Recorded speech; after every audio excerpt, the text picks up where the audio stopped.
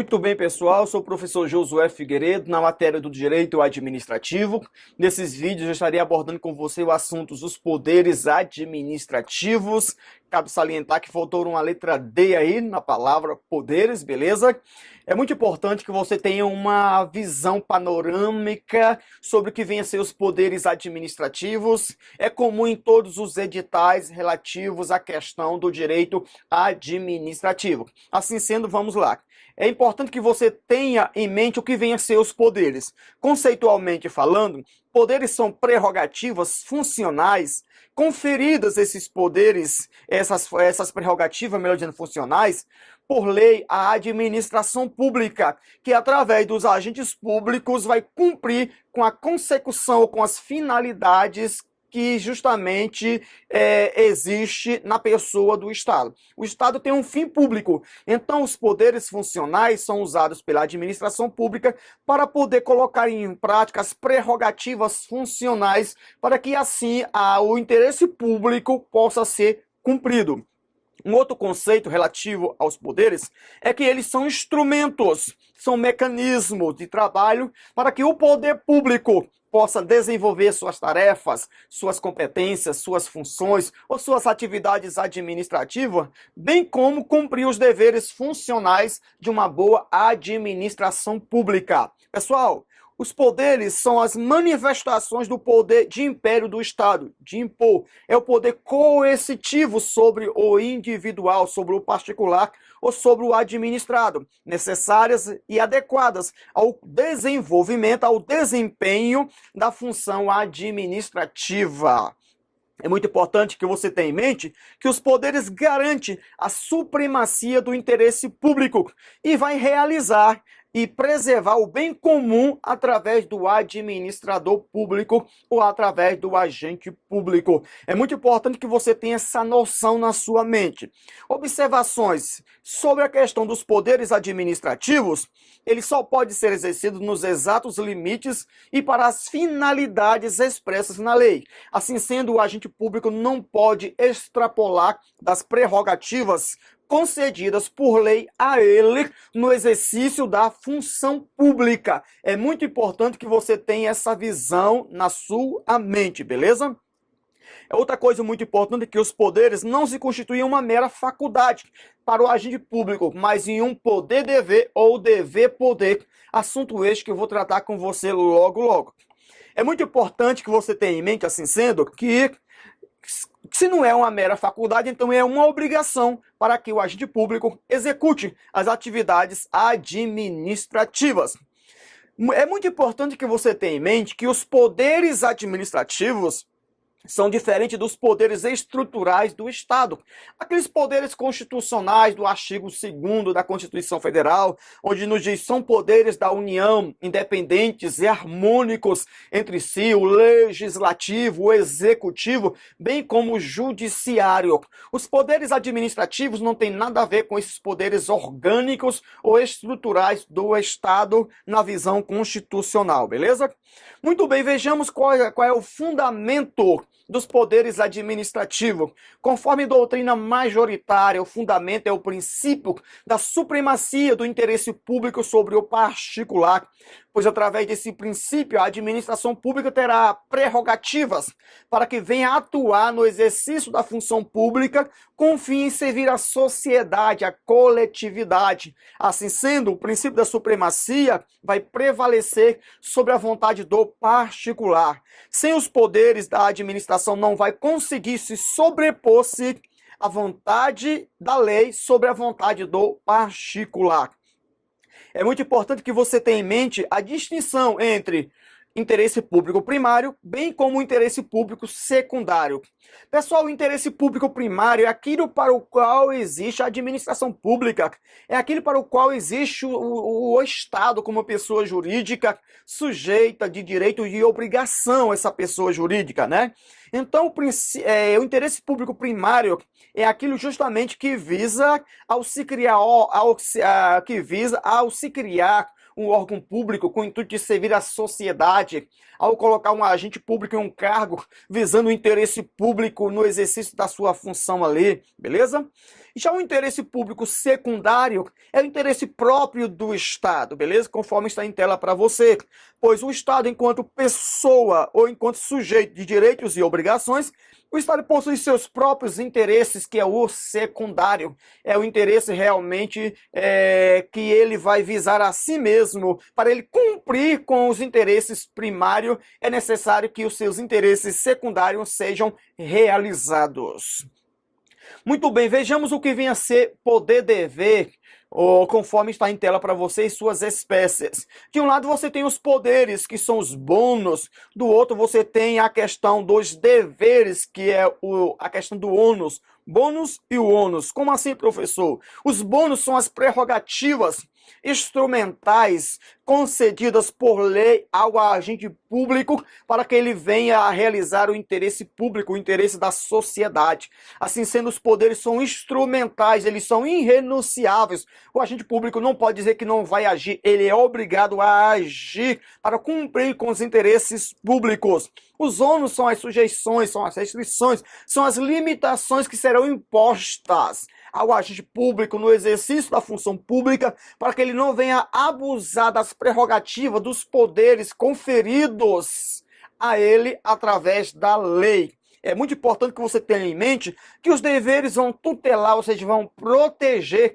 os interesses da coletividade. Assim sendo, nós temos dois pilares fundamentais do poder-dever. De um lado você tem a questão do princípio da supremacia, que justamente vai conceder prerrogativas para a administração pública. Do outro você tem o princípio da indisponibilidade do interesse público por parte do agente público, para que ele não venha abusar, não venha extrapolar dos limites concedidos a ele através da lei no que diz respeito às questões prerrogativas que ele terá no exercício da função pública. Assim sendo, a indisponibilidade leva o agente público a ter em mente que os bens públicos não estão à disposição dele e que ele deverá agir com impessoalidade no exercício da função pública. Muito bem, vejamos então agora sobre a questão do uso e abuso de poder. Já que o agente público, já que a administração pública tem poderes e deveres, qual deve ser o comportamento dos agentes públicos diante da questão do poder? De um lado você tem o uso de poder, que são as prerrogativas, conforme já abordei, para garantir o bem comum, que é a sociedade, né? Devem ser usados os poderes e as prerrogativas de acordo com a lei, bem como o direito, ou seja, com toda a questão normativa. É muito importante ter em mente o princípio da legalidade. Ninguém é obrigado a fazer ou a deixar de fazer alguma coisa senão em virtude de lei. Existe a legalidade para a administração pública, que ela deverá cumprir com aquilo que está na lei, é o mandamento da lei para a administração pública através dos seus agentes públicos. E o abuso de poder é um uso ilegal, ilegítimo, arbitrário dos poderes administrativos, utilizando-se de suas prerrogativas em desconformidade com aquilo que está registrado na lei. Então, quando o agente público desvia da finalidade para o qual realmente para a finalidade para o qual ele tem, que é justamente a sociedade, a coletividade, ele estará abusando dos poderes. Eu vou tratar desse assunto com mais profundidade de agora em diante, beleza? O abuso de poder pode ser comissivo.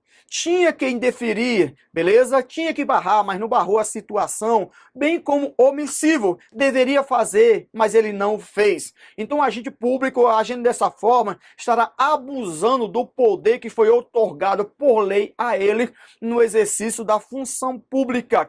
Assim sendo, vejamos as espécies ou as modalidades ou as formas de abuso de poder que o agente público poderá cometer no exercício da função pública. Pessoal, esse ponto é de suma importância para você entender o desenvolvimento da questão dos poderes administrativos, beleza? De um lado, você tem o excesso de poder. Do outro, você tem o desvio de finalidade ou desvio de poder. Então, você tem a questão aí do abuso de poder, que é gênero, E entre as espécies, ou melhor, e as espécies de abuso de poder, de um lado você tem o excesso de poder. É quando o agente público vai exorbitar do poder concedido por lei a ele, bem como o desvio de finalidade ou desvio de poder, assunto que eu estarei agora colocando em tela para você.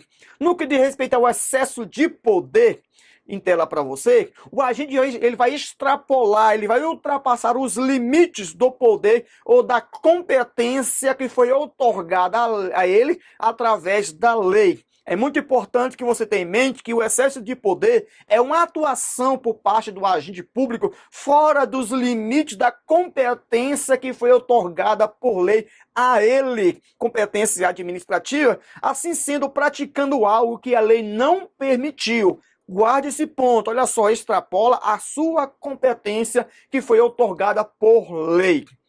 Já o desvio de finalidade ou desvio de poder, o agente público, nesse caso, atua nos limites do poder que ele tem, mas, porém, contudo, todavia, com uma finalidade diversa do interesse público que já está previsto, que já está registrado na lei. É muito importante que você tenha em mente que, nesse caso, o agente público está se afastando do interesse público e visando um outro interesse contraposto àquilo que já está na lei. Assim sendo, o agente público está violando a regra de finalidade, beleza? Ao praticar um ato, em regra, a lei já traçou todos os requisitos do ato. O ato tem um fim a ser atingido, e quando o agente público pratica um ato com outro fim diverso na lei, ele está praticando desvio de finalidade ou desvio de poder, conforme as informações em tela para você.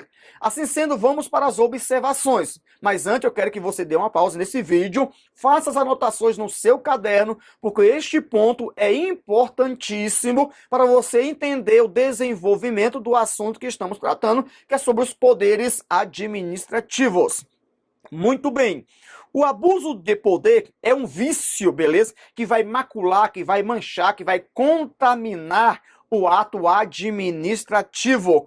Assim sendo, no excesso de poder, beleza? O agente viola a razoabilidade, bem como a proporcionalidade, que são dois princípios que vão limitar, que vão frenar, que vão barrar o exercício da função pública por parte do agente público diante das prerrogativas outorgadas a ele através da lei. Então, os princípios da razoabilidade, bem como da proporcionalidade, vai levar o agente público a agir de uma forma razoável, de uma forma proporcional, para que não venha abusar daquilo que já está realmente à disposição dele, beleza? O requisito do ato onde o vício reside é no motivo bem como no objeto. Então, quando o agente público abusa do poder, ele está justamente aqui através da razoabilidade, da proporcionalidade, ferindo esses dois princípios, ele está trazendo vício no ato administrativo, na questão do vício de motivo, bem no vício de objeto. Esse assunto você vai entender melhor sobre os requisitos do ato administrativo na questão do assunto, as teorias dos atos administrativos, onde vai falar sobre a competência, a finalidade, a forma, o motivo e o objeto. Mas é muito importante que você tenha isso em mente, porque o motivo e o objeto poderá ser realmente discricionário ou vinculado. Muito bem. Já no desvio de finalidade, né? O agente visa interesse público alheio, beleza? Interesse alheio ao público, melhor dizendo, é um vício que vai atingir, portanto, o requisito da finalidade do ato administrativo. Exemplo de desvio de finalidade é remover um servidor público com o objetivo de punição. Isto é ilegal, vai contra a legalidade. Muito bem, vamos colocar em prática através de questão sobre a questão do abuso de poder. Primeira questão em tela nos diz o seguinte: configura-se abuso de poder, que é o gênero, por desvio de poder, que é espécie, no caso de vício de finalidade do ato administrativo. Então, olha, desvio de poder ou desvio de finalidade. Está correto até o presente momento a questão, beleza? E abuso de poder, que é gênero, por excesso de poder, que é a espécie, quando o ato administrativo é praticado por agente que exorbita a sua competência. perfeita a questão relativa à questão do abuso de poder e as suas espécies. Muito bem, vamos prosseguir. Vejamos agora sobre as decorrências dos poderes administrativos para os agentes públicos. Qual é a posição do agente público diante das prerrogativas concedidas por lei, através da lei a ele? Primeiro, é um dever de agir face à ordem. O agente público não pode dizer que não vai agir, ele é obrigado a agir. Portanto, entre as decorrências dos poderes, nós temos o dever de agir no exercício da função pública por parte do agente público. A segunda decorrência é o dever de eficiência, com base em um dos princípios do LIMP: legalidade, impessoalidade, moralidade, publicidade, bem como o princípio da eficiência. O agente público deverá agir com economicidade, com agilidade, com rapidez, com economicidade no exercício da função pública, bem como o dever de probidade, ou seja, de lealdade, de sinceridade. É o agente público atuando no exercício da função pública, diante da coisa pública, sem visar a si mesmo, sem visar um retorno para si mesmo, sem ferir, conforme a Lei 8.429, Lei de Improbidade Administrativa, não enriquecendo de forma ilícita, não lesando o patrimônio público e muito menos não ferindo os princípios da administração pública, conforme o artigo 9, o 10 e o 11 da Lei de Improbidade Administrativa. Assim sendo, o agente público deverá agir com a mentalidade pura, visando o fim público, que é a sociedade. Bem como a questão do dever de prestar contas. Aí no âmbito do Congresso Nacional nós temos realmente a questão nós temos o poder legislativo, e auxiliando o poder legislativo na questão fiscalizatória, nós temos o TCU, Tribunal de Contas da União. Assunto esse que você vai se deparar do artigo 70 em diante da Constituição, da Carta Magna. Muito bem, vejamos as características dos poderes administrativos em tela para você. Primeiro, realizar o interesse público, beleza? Segundo, são prerrogativas outorgadas aos agentes públicos. Em terceiro lugar, são poderes instrumentais, beleza? Bem como são poderes deveres, que já tratei com você. Outra característica é que eles são limitados, ok? Há uma sujeição, há uma limitação para que o agente público não venha abusar. Assim sendo, os poderes não são absolutos, eles são relativos no exercício da função pública.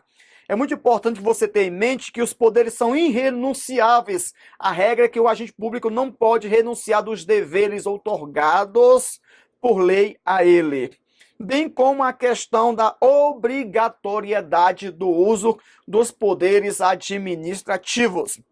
Professor, até agora foi dito várias informações, como conceito, como a questão das espécies de poderes, do abuso de poder, e até fizemos uma questão, mas quais são os poderes administrativos? É sobre este assunto que eu estarei abordando com você daqui em diante.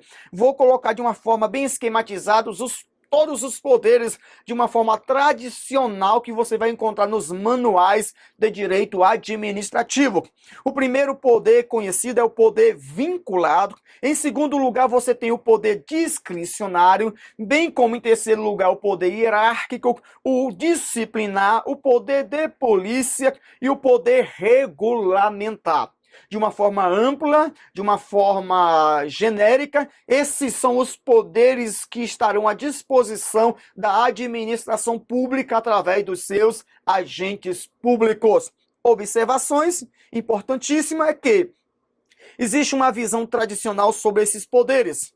Dos 6 poderes, incluindo aí o poder vinculado e o discricionário, com a visão no Manual de Direito Administrativo do Eli Lopes Meireles. Mas existe uma visão bem atual, que é da Maria Silvia Zanella de Pietro, que ela tira o poder vinculado, bem como o discricionário, colocando assim somente como sendo poderes a questão do normativo, do disciplinar e os decorrentes da hierarquia, e o poder de polícia. Para ela, o poder vinculado e o discricionário são poderes que não existem, na verdade, eles não existem como poderes autônomos, são atributos, são prerrogativas, segundo ela, de outros poderes ou competências da administração pública.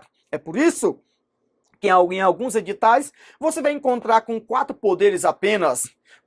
Em outros editais, eles vão incluir o poder vinculado, bem como o discricionário, beleza?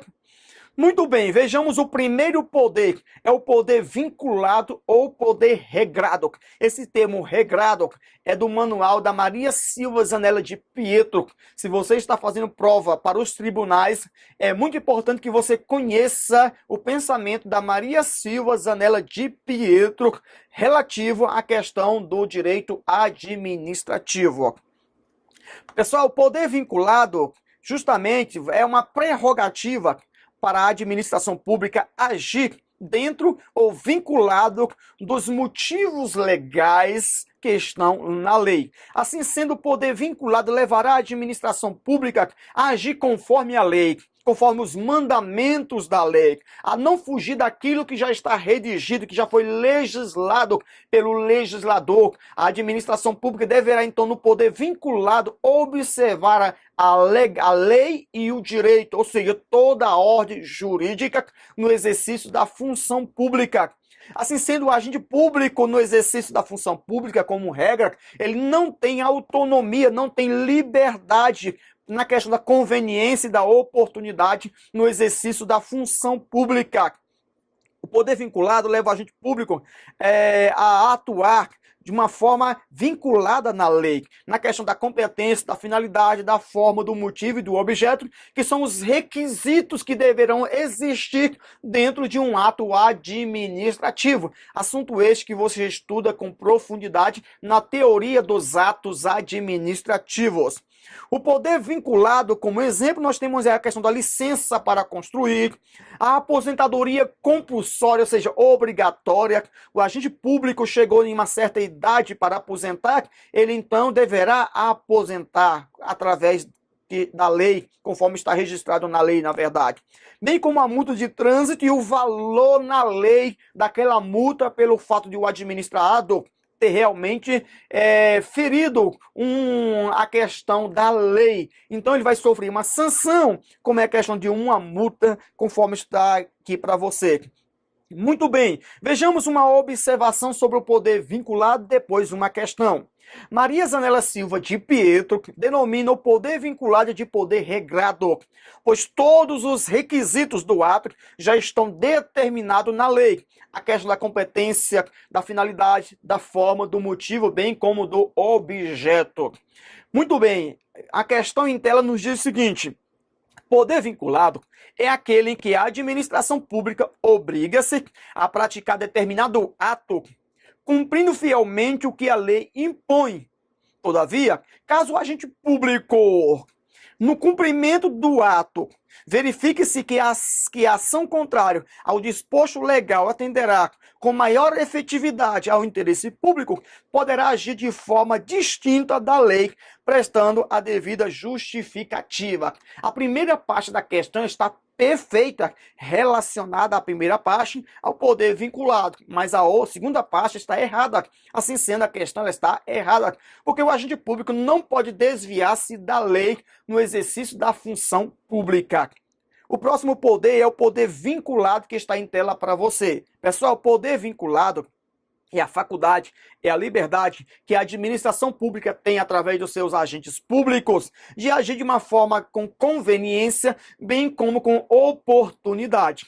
Para você distinguir o que vem a ser poder vinculado e o discricionário, 2 termos importantíssimos: a questão da conveniência, bem como da oportunidade. Assim sendo, dá-se quando a lei não for capaz de traçar, de mostrar todas as condutas do administrador.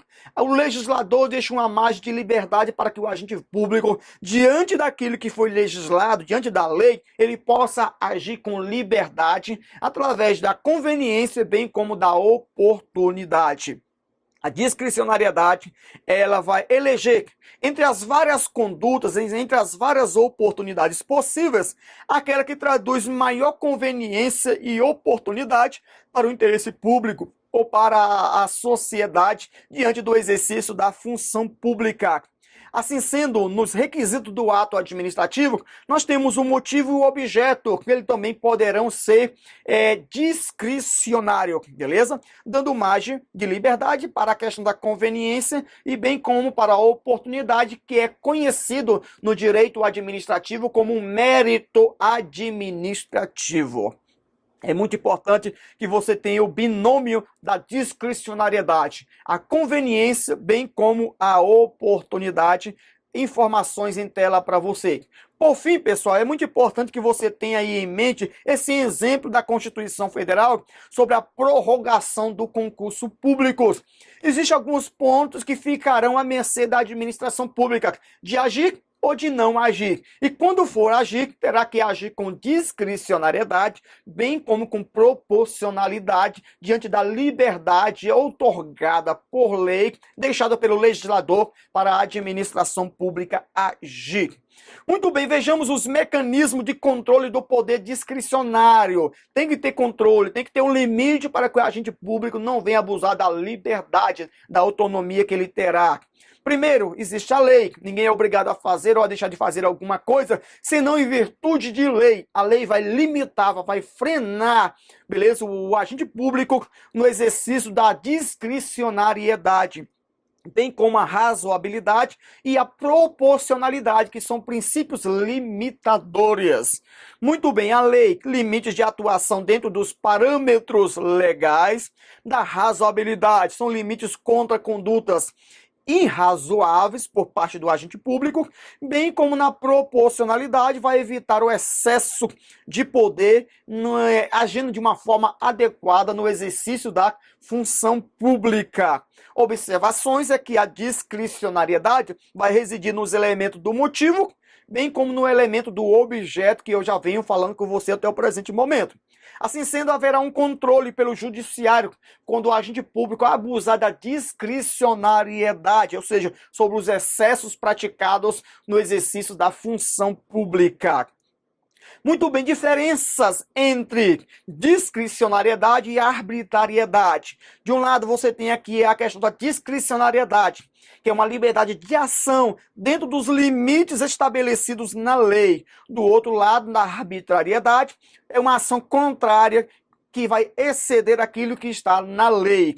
Na discricionariedade, o agente público vai praticar um ato legal e válido quando autorizado em lei. Na arbitrariedade, o ato sempre será ilegítimo, inválido, ilegal, contaminado.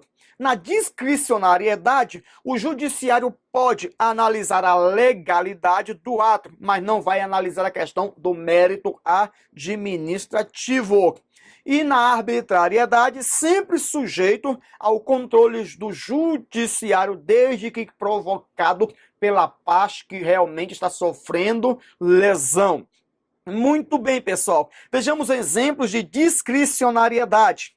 Você tem aqui uma multa aplicada pelo IBAMA, onde a lei diz que o IBAMA poderá aplicar uma multa a uma empresa de até 50 milhões de reais. Então, esse termo até 50 milhões de reais é apenas um exemplo hipotético, beleza? E reside a questão da discricionariedade, onde a administração pública vai realmente ter a conveniência e a oportunidade para analisar os efeitos, beleza? Que aquela situação por parte da empresa trouxe para a sociedade e então vai aplicar uma multa a ela dentro dos limites legais e aí terá uma multa até um valor X. Então a administração vai valorar qual o valor que ela vai aplicar de multa para a empresa que realmente lesou algo da parte da lei e assim trouxe efeitos negativos para a sociedade.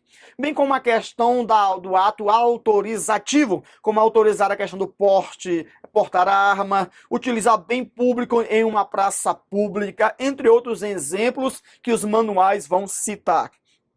pedido de licença feito por um servidor para tratar de assuntos de interesses particulares, a administração pública vai analisar a situação, se é conveniente ou se não é conveniente. Muito bem, vamos colocar em prática através de questão. A questão em tela nos diz: o poder discricionário diz respeito à liberdade de atuação que possui a administração pública, podendo valorar a oportunidade e a conveniência da prática de ato administrativo, desde que sejam respeitados os limites legais. Perfeita a questão em tela para você. Próxima questão nos diz o seguinte: a razoabilidade ela vai funcionar como limitador do poder discricionário do administrador. Impecável a questão, ela está perfeitinha, conforme as informações que nós passamos para você. Muito bem, pessoal, vamos parar por aqui. No próximo vídeo continuaremos tratando dos demais pontos relacionados aos poderes administrativos. Até breve, então.